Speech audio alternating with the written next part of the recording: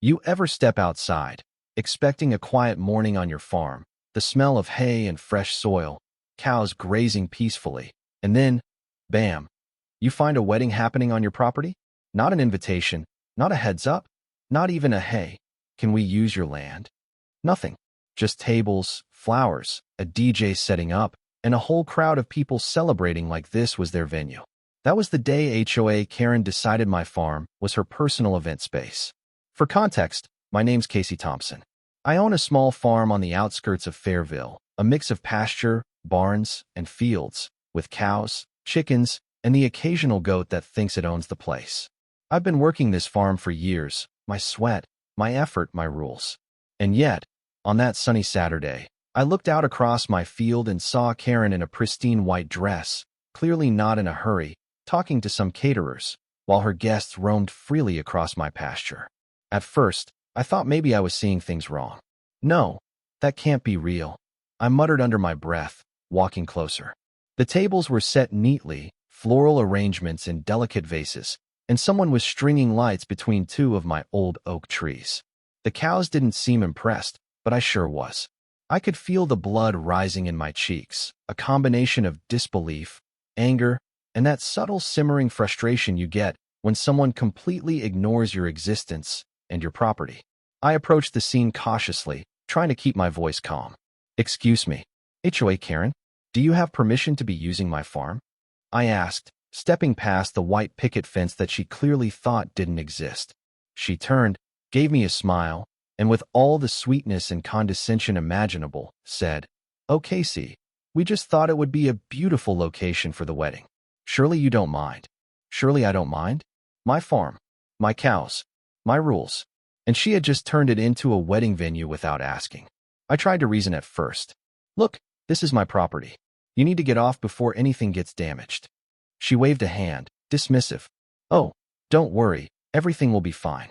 The flowers are just on your grass, and we're keeping it tidy. It's only temporary." Temporary. Right. Temporary until my prize bull decides it wants to inspect the floral arrangements or the bridesmaid trips over a chicken coop. I took a step back, thinking through the situation. It wasn't just about the intrusion, it was about the principle.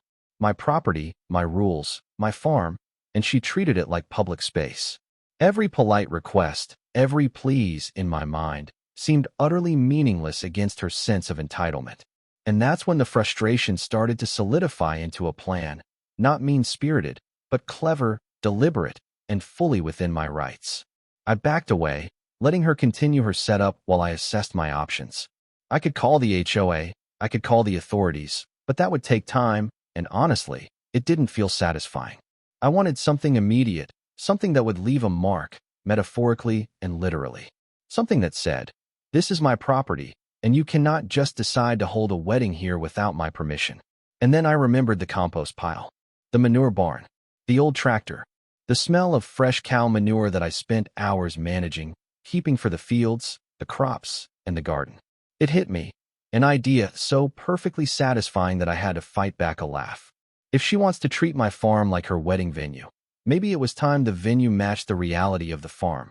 Cow manure, spread generously, would do the trick. Safe, legal, and absolutely effective.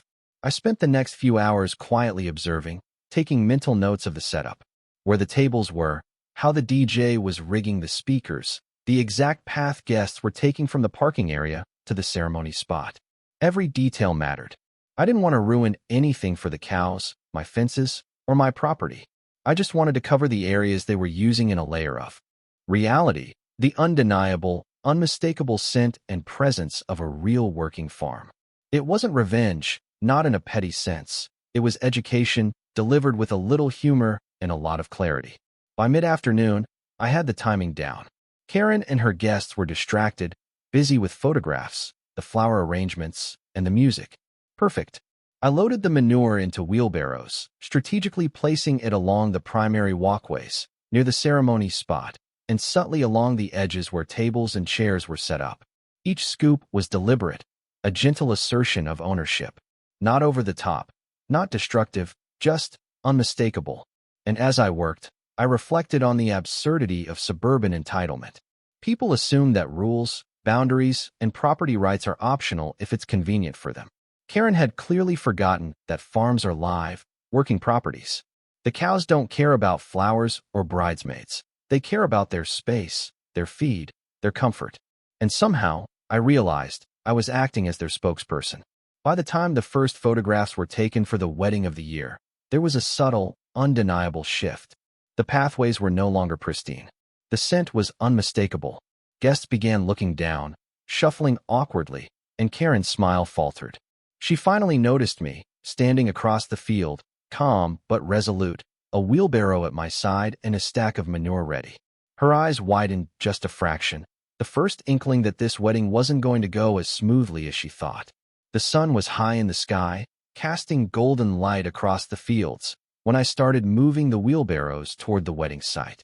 Tables were set, chairs neatly aligned, and somewhere nearby, HOA Karen was giving instructions to her caterers with that same smile that had annoyed me so much the first time I stepped onto the farm. I kept a calm expression, pretending I was just another farmhand checking on the cows, but in my mind, I was orchestrating a perfectly legal, perfectly farm-fresh lesson in boundaries. The first scoop went down on the primary walkway. It wasn't about ruining anyone's clothes. It was about making the space unmistakably mine again. The scent was subtle at first, just enough to be noticed, and guests began glancing around, confused. "What is that?" one whispered to another. I leaned casually against a fence post, sipping iced tea, and smiled quietly. The beauty of this plan wasn't aggression. It was subtle, legal, and impossible to ignore. Karen's reaction came almost immediately. She turned, saw me with the wheelbarrow, and froze. That moment of recognition, the dawning realization that the farm, this property, was not hers to commandeer, was worth every scoop. "Casey, what are you doing?" she exclaimed, stepping toward me, hands flailing. I raised a hand politely. "Just restoring reality," I said. The words were calm, but the meaning was clear. My property, my rules, my farm. The guests began to notice too. Bridesmaids in heels tiptoeing through grass that suddenly seemed less pristine. Groomsmen shifting uncomfortably. All of them muttering, Is this part of the theme?" Karen shot them a glare, as if to say, "Ignore it. It's fine." But the confusion was undeniable. My cows, the silent witnesses to all this, grazed calmly, indifferent to the chaos they were helping create. I moved deliberately, covering the edges of the ceremony spot next. The tables themselves remained untouched, but the pathways between them were subtly coated. The scent was now more noticeable, the ground uneven enough that people had to step carefully. Guests were starting to laugh nervously, some wrinkling their noses. Karen's face flushed red. She waved her hands, muttered something about disaster and, "Oh my God," but she didn't approach me. The calm in my demeanor contrasted with her escalating frustration, a perfect balance. The next step was to cover the small open areas where the dancers might step or the photographer might set up equipment. Each placement was strategic. I wasn't trying to destroy anything, just making it clear that the farm itself was enforcing its boundaries. I imagined the photos they'd take now. Chairs in the background, flowers bright, but in the foreground, subtle patches of reality, the unmistakable presence of a working farm. At this point, Karen tried negotiation. "Casey, please. We'll pay. We'll clean. Just don't." She gestured wildly. "Don't do this." I smiled faintly. "I think the farm will handle the lesson better than I could." She looked incredulous, helpless even. Her authority evaporated the moment she realized the rules of engagement were not hers to dictate. The guests shuffled nervously, some giggling, others whispering in disbelief. One kid stepped into a particularly fresh patch and squealed, drawing attention to the absurdity of the situation. Karen gasped, trying to maintain composure, but the situation was spiraling outside her control. I worked efficiently, moving the wheelbarrow around the perimeter, placing small piles where guests might gather for drinks or pictures, all while keeping a casual, almost serene posture. The juxtaposition of calm farm life versus wedding chaos was almost cinematic. At one point, her photographer approached, tripod in hand. Maybe you should, clear this area," they suggested nervously. Karen shook her head, muttering something about, "This is ruining everything." but it was clear even to her that the farm had the upper hand. My cows ambled nearby, completely indifferent, as if approving my work. That subtle layer of humor, the absurdity of grown adults navigating cow manure at a wedding, was deeply satisfying. As the ceremony was about to begin, the final sweep of manure was applied along the entrance, just where the bride and groom would step from the parking area to the altar. It wasn't about ruining the wedding.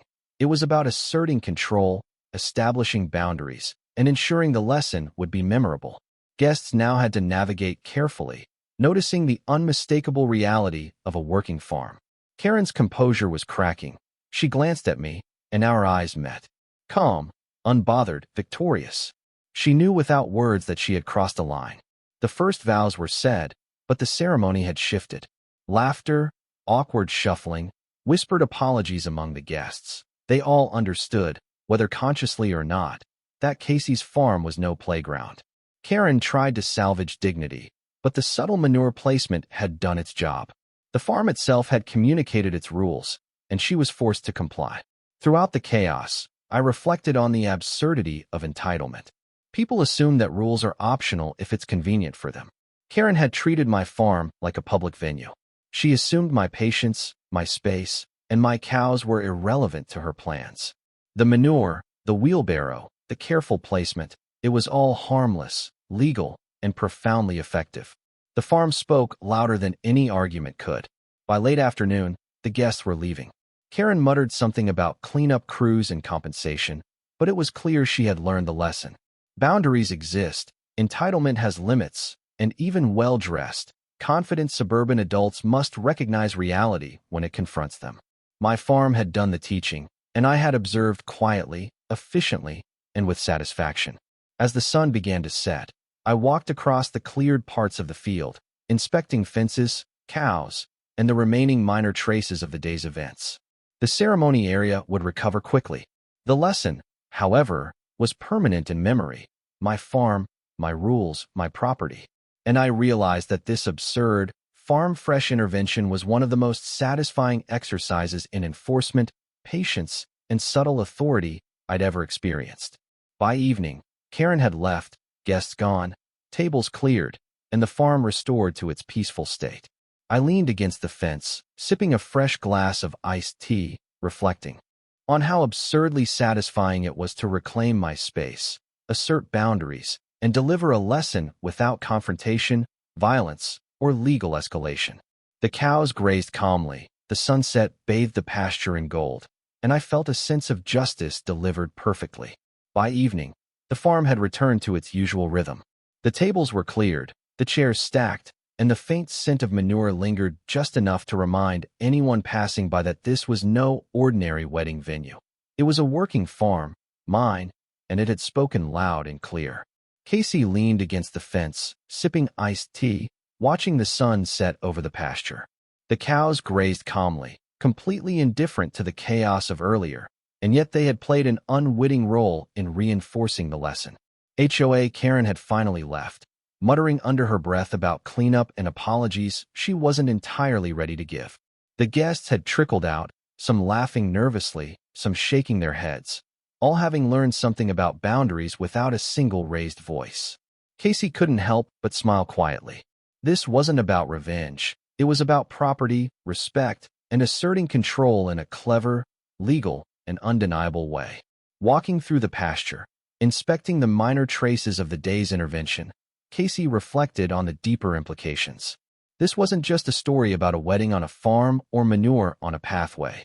It was a story about human behavior, entitlement, and the importance of standing up for yourself. People often assume they can bypass rules if it's convenient, thinking consequences are optional. But persistence, strategy, and clever use of your environment can teach lessons that words and confrontation often cannot. Casey realized the satisfaction wasn't in the act itself, the manure, the wheelbarrow, or the awkward guests, but in the principle reinforced. Boundaries existed, and those boundaries were now unmistakable to anyone who tried to treat the farm as anything other than private property. HOA Karen had learned it the hard way, subtly but undeniably, and the lesson would stick. Neighbors who had observed the unfolding events from their own porches were now gossiping quietly among themselves. "Did you see that?" one whispered. She really thought she could just use his farm? The absurdity of suburban entitlement had never been clearer.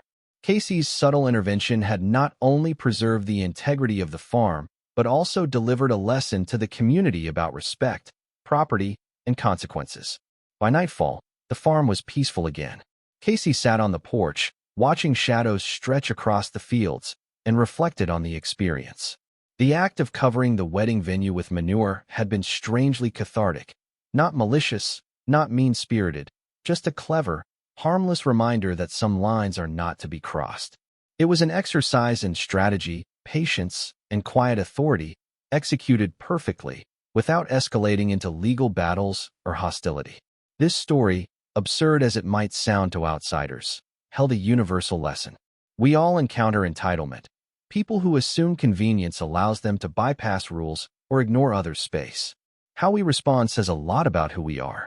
Casey's approach, legal, clever, and humorous, delivered consequences that were effective without being destructive. The subtle, enduring lesson was far more impactful than any shouting match could have been. Looking back, Casey thought about what could have happened if a different approach had been taken. A confrontation, an argument, or calling authorities immediately might have escalated tensions, created hostility, or left a bitter impression. Instead, the message was clear: boundaries exist, rules matter, and clever enforcement can teach lessons that stick, all while maintaining dignity and control. The cows continued to graze peacefully, a subtle reminder that life on a working farm has its own rules, and those who forget them do so at their own peril. The slight lingering smell of manure was a final signature on the lesson, a reminder that property is not just land, it's respect, effort, and personal investment, and it cannot be commandeered without consequence.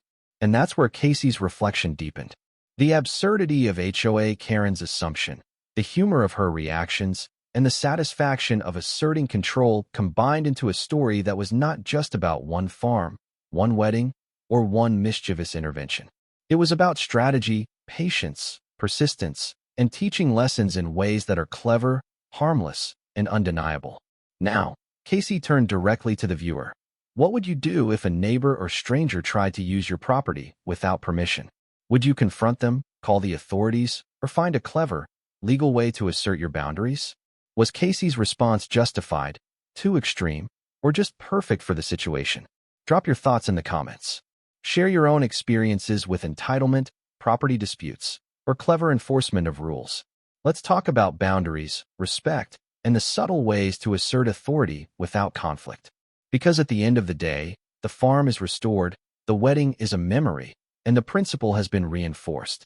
HOA Karen may never forget this lesson, and the community has learned, subtly but undeniably, that property is to be respected. Casey has learned something too. Patience, creativity, and clever action are far more satisfying and effective than anger or confrontation. So tell me, what would you do in this situation? Would you let it slide, confront them, or enforce your boundaries cleverly and legally? Comment below, share your stories, and let's see how people handle entitlement and respect in their own communities.